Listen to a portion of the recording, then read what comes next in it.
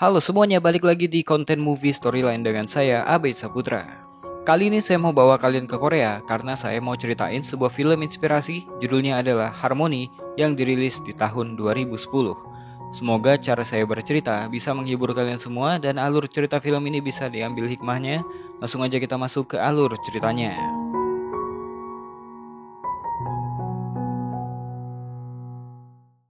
Film ini diawali dari seorang perempuan bernama Jeong Hye. Di hari itu dia dibawa oleh petugas kepolisian karena telah berbuat kejahatan, yaitu membunuh suaminya sendiri. Sebenarnya, perbuatannya itu adalah sebuah pembelaan diri karena suaminya bisa dibilang cukup kasar dan sering memukul Jeong Hye hingga dia pun terpaksa melakukan pembelaan diri. Jeong Hye masuk penjara dengan keadaan hamil tua hingga dia pun terpaksa melahirkan di rumah sakit penjara. Di dalam penjara, Jeong Hye berhasil melahirkan seorang bayi laki-laki yang diberi nama Min Woo. Untungnya Jeong Hye diperbolehkan merawat bayinya di dalam sana hingga waktu berlalu 1 tahun kemudian, di mana Min Woo berumur 1 tahun. Min Woo dibesarkan oleh Jeong Hye dan teman-teman satu selnya, bahkan seorang sipir penjara yang bernama Kang Na juga ikut merawat Min Woo. Namun keseruan mereka tentu saja kadang-kadang ditegur oleh kepala sipir penjara yang bernama Kwang Jang. Karena memang dari banyaknya sel di penjara ini, sel inilah yang paling ribut karena ada anak kecil di situ. Suatu hari, Kang Na mengantarkan seorang penghuni sel baru bernama Yumi. Kehadiran Yumi langsung disambut oleh Yeon Sil yang memang terkenal sebagai narapidana paling galak di sel itu. Yeon Sil menyuruh Yumi untuk memperkenalkan dirinya. Namun Yumi membalasnya dengan sikap dingin dan tidak takut. Yumi bahkan mendorong Min Woo ketika dirinya didekati. Tentu saja hal itu membuat Jeong Hye marah. Yumi bahkan mengatakan merawat bayi di penjara pastinya akan menjadi kenangan indah untuk Min Woo. Jeong Hye yang sakit hati dengan perkataan itu langsung menghajar Yumi dan mereka berdua pun berkelahi. Akibat dari kejadian tadi, Jeong Hye dan Yumi pun dimasukkan ke dalam sel isolasi. Namun siapa sangka, ketika dikurung di sana, Yumi dengan kuat menghantuk-hantukan kepalanya sendiri ke dinding hingga Kwang Jang dan Kang Na masuk ke dalam untuk menenangkan Yumi. Ternyata Yumi adalah seorang perempuan yang punya trauma berat. Selama bertahun-tahun, dia menjadi korban pelecehan seksual ayah tirinya hingga pada suatu waktu dia membela dirinya dan memukul kepala ayahnya itu hingga meninggal dunia. Apa yang terjadi sama Yumi juga Kang Na sampaikan pada Jeong Hye bahwa Yumi memang sering buat masalah, bahkan sering melakukan percobaan bunuh diri berulang-ulang kali. Ketika mereka berdua kembali ke dalam sel, semua penghuni sel berusaha untuk tidak men-trigger Yumi seperti kemarin. Jadi mereka pun mendiamkannya saja. Namun Min Woo mendatangi Yumi kembali dan memberikannya pelukan. Aksi Min Woo menjadi pemecah suasana di sel tersebut. Suatu hari ketika para narapidana beribadah di gereja penjara, mereka terpana dengan kelompok paduan suara yang dihadirkan. Pertunjukan itu sangatlah bagus dan indah, sampai-sampai semua yang menontonnya pun terhanyut dalam melodi dan harmoni yang dibawakan. Setelah pertunjukan tersebut, Jeong Hye pun membahas betapa indahnya paduan suara tadi dengan teman-temannya. Kemudian Jeong Hye memberanikan diri untuk bertemu dengan kepala penjara demi meminta izin membentuk kelompok paduan suara di penjara itu. Alasan Jeong Hye cuma satu, yaitu dia mau membuat suatu kegiatan positif untuk para napi yang sehari-hari udah menjalani hari-hari yang membosankan. Dia yakin paduan suara itu akan membawa perubahan di penjara wanita ini. Tentu saja usulan itu ditolak oleh kepala sipir Kwang Jang. Namun Kang Na mencoba memberikan dukungan hingga kepala penjara pun mengatakan itu adalah ide yang bagus dan mempercayakan hal itu pada Jeong Hye. Sebelum tidur, Jeong Hye pun memberikan kabar baik itu pada teman-temannya. Wajah yang pertama kali komplain karena Jeong Hye adalah yang paling buta nada di antara mereka. Gimana bisa dia mau membentuk kelompok paduan suara? Ide itu pun dianggap sebagai ide bodoh oleh Yeon Sil. Mereka pun tambah yakin ketika Jeong Hye bernyanyi untuk menenangkan Min Woo. Namun Min Woo menangis mendengarkan suara jelek ibunya itu. Melihat hal itu, Moon Ok, narapidana paling tua di sel itu pun menggendong Min Woo dan bernyanyi untuk menenangkannya. Gak disangka, suara Moon Ok sangat bagus, bahkan Min Woo tertidur mendengarkan lantunan nyanyian dari Moon Ok. Wajar aja, Moon Ok adalah seorang profesor musik di sebuah kampus di Korea. Moon Ok saat ini menjadi terpidana hukuman mati. Hal itu dikarenakan ketika dia masih muda dulu, Moon Ok pernah memergoki suaminya membawa selingkuhannya di rumahnya sendiri. Jadi di suatu kesempatan, saking api sudah membara dalam hati, Moon Ok memutuskan untuk menabrak suami dan selingkuhannya hingga mereka meninggal dunia. Suatu hari, pengumuman untuk menjaring orang-orang untuk bergabung di dalam kelompok paduan suara pun dimulai. Namun Jeong Hye malah menjanjikan yang tidak-tidak pada narapidana yang lain. Dia mengatakan jika ini berjalan bagus, maka mereka akan mengadakan pertunjukan di luar penjara. Untuk mendukung kegiatannya ini, Jeong Hye kemudian merayu Moon Ok untuk memimpin paduan suara itu. Apalagi alasannya kalau bukan Moon Ok adalah seorang profesor musik. Namun Moon Ok menolak tawaran tersebut. Moon Ok sebenarnya tengah galau. Setiap hari dia menantikan balasan surat dari anak satu-satunya di rumah. Kadang-kadang Moon Ok juga sedih karena anaknya selalu saja bilang salah sambung jika Moon Ok menelpon ke rumahnya. Bahkan pernah ketika Moon Ok dikunjungi oleh putrinya dan suaminya, secara belak-belakan putrinya mengatakan jika dia malu punya seorang ibu yang pembunuh. Moon Ok pun sedih mendengarkan hal tersebut.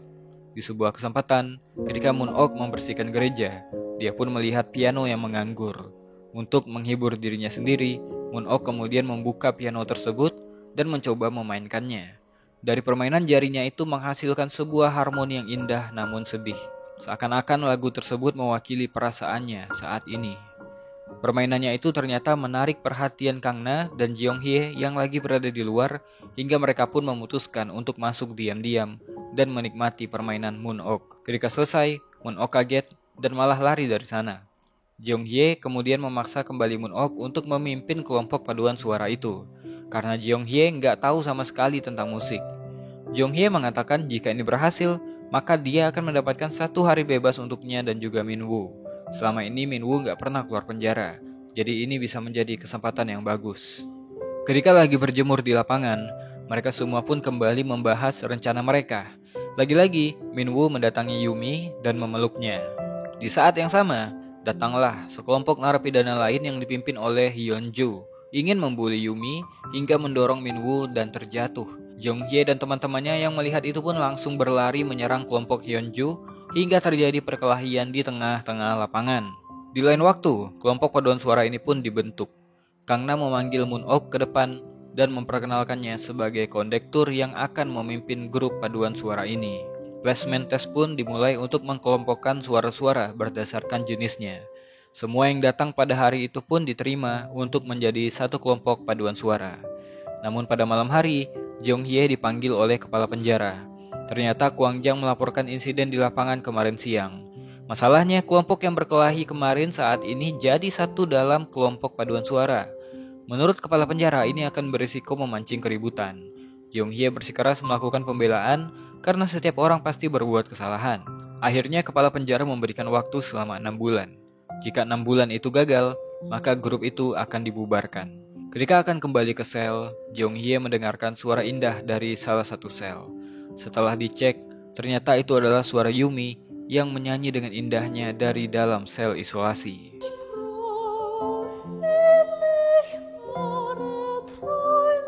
Singkat cerita, latihan perdana pun dimulai. Tentu saja latihan ini nggak berjalan mulus karena semua orang butuh penyesuaian, termasuklah Jeong Hye yang sangat jelek ketika bernyanyi.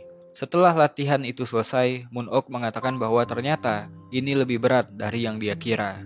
Mereka masih butuh orang untuk pengisi suara sopran. Jeong Hye pun kemudian berkata bahwa dia punya satu kandidat. Jadi di lain waktu, Jeong Hye dan Kang Na menyuruh Moon Ok untuk membujuk Yumi yang lagi menyendiri di gereja. Sebelum Moon Ok berbicara lebih banyak, Yumi langsung mengatakan bahwa dia nggak tertarik untuk bergabung dengan paduan suara. Yumi mengatakan lebih baik mereka menjalani hidup dengan tenang sampai mereka berdua mati di penjara. Mendengarkan hal itu, Moon Ok tersinggung dan pergi meninggalkan Yumi. Di luar sana, Yumi masih punya ibu. Namun Yumi selalu saja menolak kunjungan jika ibunya datang menjenguk. Namun di hati kecilnya, sebenarnya Yumi sangat merindukan ibunya. Namun trauma masa lalunya membuat dia enggan bertemu dengan ibunya, walaupun itu membuatnya sedih. Di suatu kesempatan, Yumi mendatangi Moon Ok di gereja. Dia meminta maaf karena udah berkata kasar kemarin. Untungnya, Moon Ok dengan berbesar hati memaafkan Yumi. Setelahnya, Moon Ok pun mengajak Yumi untuk bermain piano sambil berbicara dari hati ke hati. Moon Ok mengatakan bahwa semua yang masuk ke penjara ini pastinya telah menghadapi hari-hari yang berat.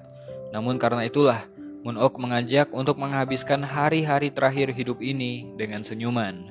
Jika terlalu berat untuk dihadapi, mari kita hadapi bersama. Mari saling berbagi bahu untuk menangis.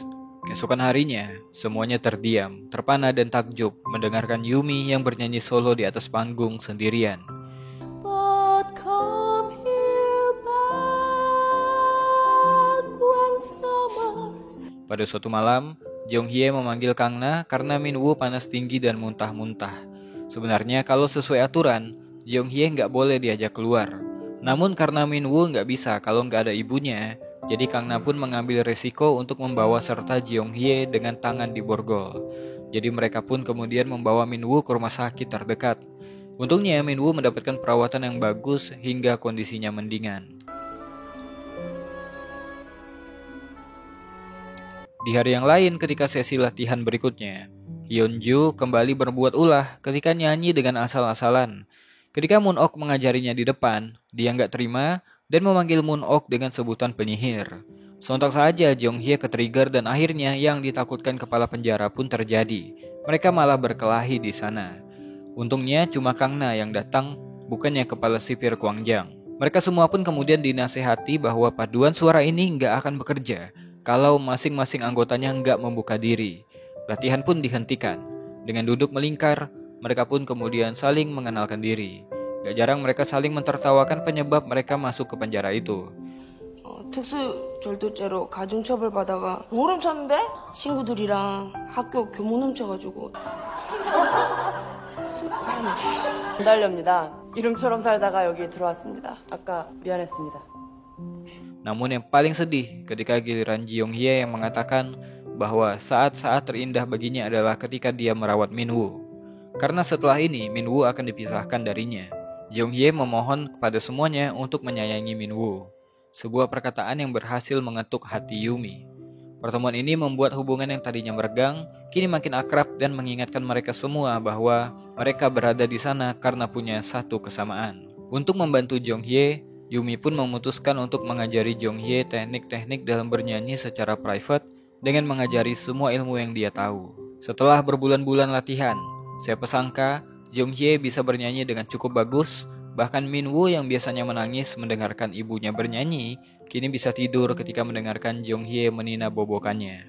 Singkat waktu 6 bulan kemudian, pertunjukan pun dimulai. Di hadapan para narapidana, kepala penjara bahkan kepala distrik juga datang. Mereka pun bernyanyi dengan sangat bagus. Dengan irama yang ceria dan lirik lagu yang positif, mereka berhasil menghibur para penonton, bahkan membuat mereka bernyanyi dan menari bersama.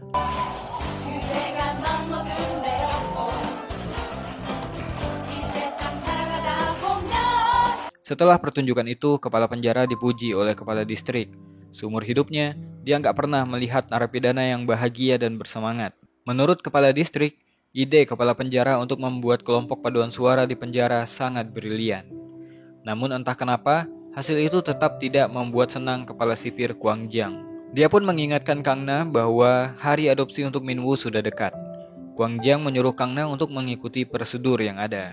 Kang Na pun kemudian memanggil Jeong-hye untuk berbicara empat mata. Jeong-hye pikir bahwa kepala penjara sudah mengatur tanggal untuk 1 hari bebasnya bersama Min-woo.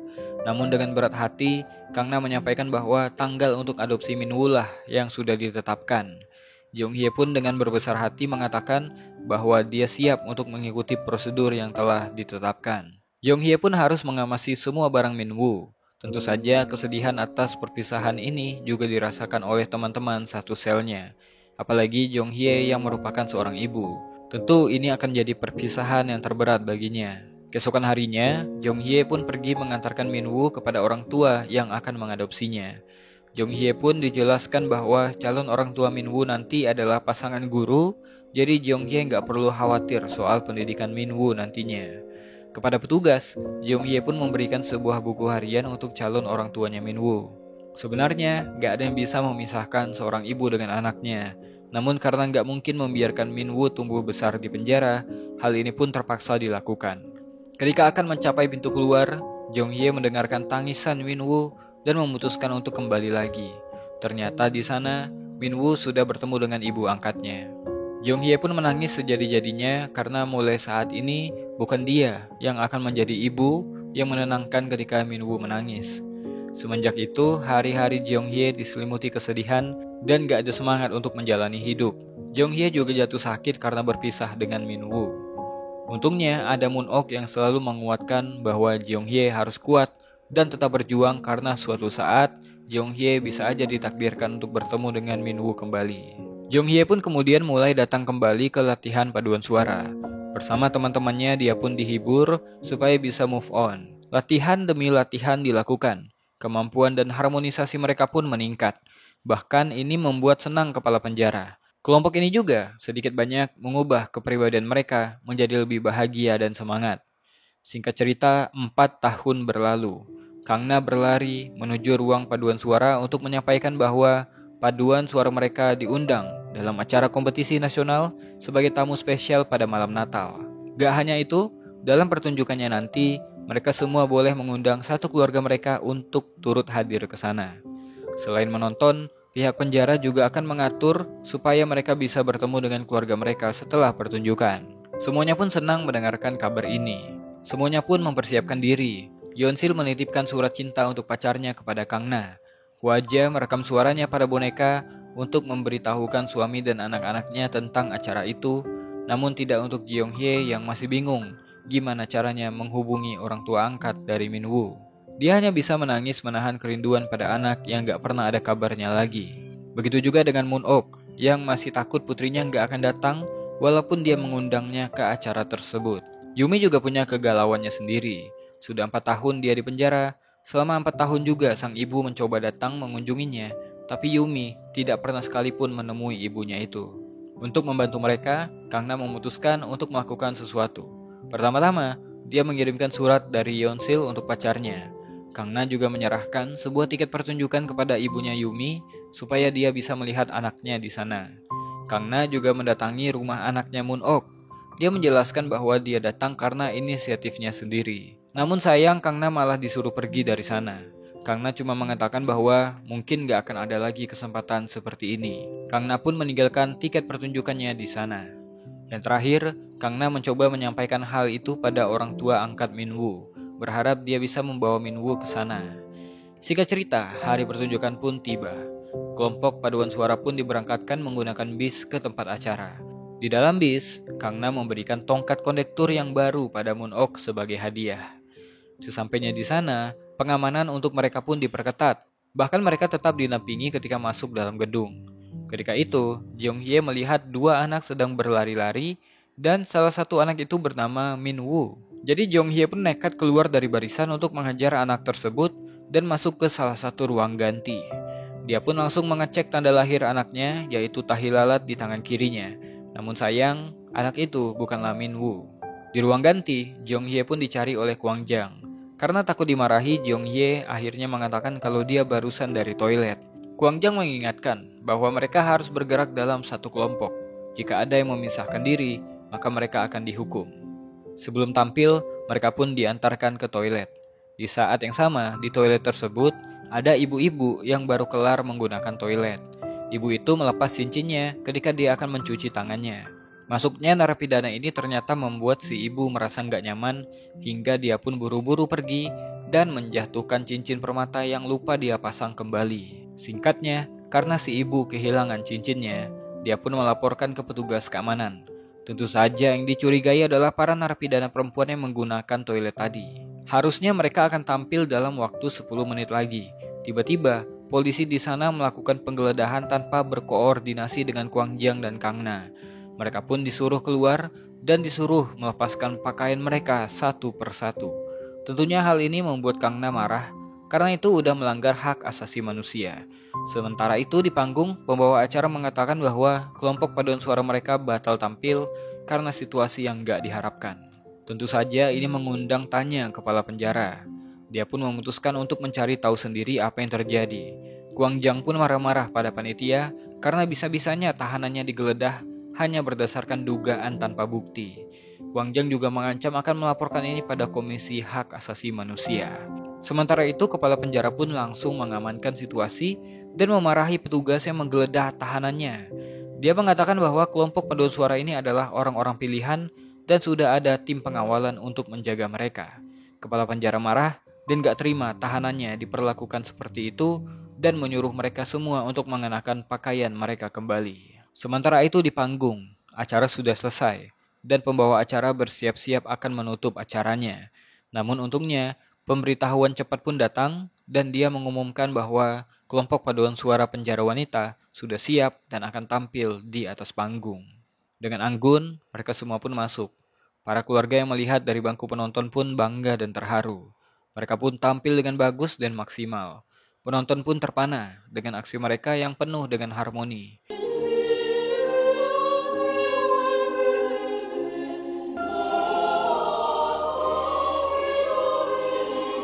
Mereka semua pun mendapatkan standing ovation dari para penonton dan juga keluarga. Sesaat mereka akan meninggalkan panggung, tiba-tiba lampu mati dan dari arah depan datanglah kelompok paduan suara anak-anak berjalan menuju ke atas panggung. Karena ini perayaan malam Natal, mereka pun membawakan lagu Natal di atas panggung. Tiba-tiba ada getaran yang dirasakan oleh Jeong Hye ketika melihat seorang anak mendatanginya dan memegang tangannya. Ternyata feeling seorang ibu gak akan pernah salah. Anak itu adalah Min Woo berdasarkan tanda lahir di tangan kirinya. Jeong Hye pun memegang tangan Min Woo dengan kedua tangannya erat-erat. Moon Ok yang tahu hal itu pun turut bahagia. Jeong Hye akhirnya dipertemukan dengan Min Woo di atas panggung.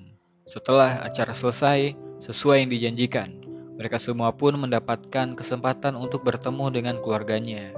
Yeon Sil bertemu dengan pacarnya, Wajia bertemu dengan suami dan anak-anaknya. Sementara itu Moon Ok bersedih karena cuma menantunya saja yang datang menemuinya. Sedangkan putrinya masih gak mau bertemu walaupun dia datang ke pertunjukan itu. Lain halnya dengan Yumi, dia tahu ibunya datang. Namun sang ibu yang takut Yumi gak mau menemuinya memutuskan untuk pulang. Tapi Yumi mengejar ibunya dan meminta maaf. Mereka berdua pun berpelukan dan melepas rindu. 나 보러 온 거 아니야?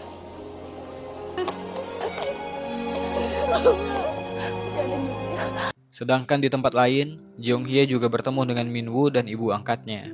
Namun pada waktu itu Jeong Hye berusaha tegar dengan membiarkan pertemuan itu mengalir seperti apa adanya tanpa mengklarifikasi apa-apa atau memperkenalkan dirinya sebagai ibu kandungnya Min Woo. 아줌마 한번 꼭 안아줄래요? 뭐 해드려? 사랑해요.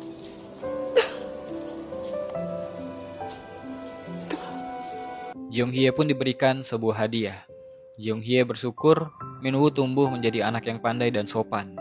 Di dalam bis, Jeong Hye membuka hadiah yang diberikan tadi. Ternyata itu adalah buku yang pernah dia berikan dulu. Namun bedanya, sudah ada ditambahkan foto-foto perkembangan Min Woo dari kecil hingga saat ini. Pada suatu hari, Kang Na datang terlambat pada pertemuan rapat di kantor. Karena dia telat, jadi Kwang Jang pun menyampaikan hasil rapat tersebut bahwa perintah eksekusi telah turun. Pada malam harinya, Moon Ok dibawa pulang ke rumahnya untuk bertemu dengan putrinya. 평생 한 번 다 가더니 뭐 하려고 하노? Moon Ok dibiarkan melepas rindu dan makan bersama anak menantunya. Bahkan Moon Ok dibiarkan menginap di sana. Putri Moon Ok seperti menyesal karena pertemuan ini adalah pertemuan terakhir bagi dirinya bersama sang ibu. Dia menyesal kenapa ketika ibunya di penjara, dia jarang menemui ibunya ataupun mengangkat teleponnya. Ketika kembali ke penjara, semua penghuni sel pun ikut senang. Akhirnya Moon Ok bisa akur lagi dengan sang putri. Semuanya turut bahagia melihat suasana hati Moon Ok yang sekarang. Sementara itu di kantor, Kwang Jang dan Kwang Na pun ditugaskan untuk menjemput Moon Ok di selnya. Tentunya ini sangat berat bagi Kang Na karena hubungannya dengan Moon Ok sudah lebih dari sekedar sipir dan tahanan. Namun perintah tetap harus dijalankan. Kang Na pun kemudian memanggil Moon Ok dengan mengatakan bahwa Moon Ok kedatangan tamu. Awalnya semua pikir putrinya datang menjenguk, tapi melihat ekspresi dari Kang Na, Moon Ok pun tersadar bahwa bukan putrinya yang datang, melainkan perintah eksekusinya yang telah tiba. Semuanya pun terdiam. Moon Ok pun mengemaskan barang-barangnya dan memantapkan dirinya untuk menghadapi hal ini. Jeong Hye pun menangis sejadi-jadinya dan gak mau membiarkan Moon Ok keluar. Air mata tumpah di dalam sel tersebut. melepas kepergian orang yang sudah berjasa dan membawa perubahan di penjara ini. Wanita yang mereka anggap sebagai ibu mereka sendiri kini harus berjalan menuju eksekusi hukuman mati. Mereka semua pun menyanyikan lagu sedih sebagai penghormatan terakhir untuk Moon Ok dari sel mereka masing-masing. Film pun selesai.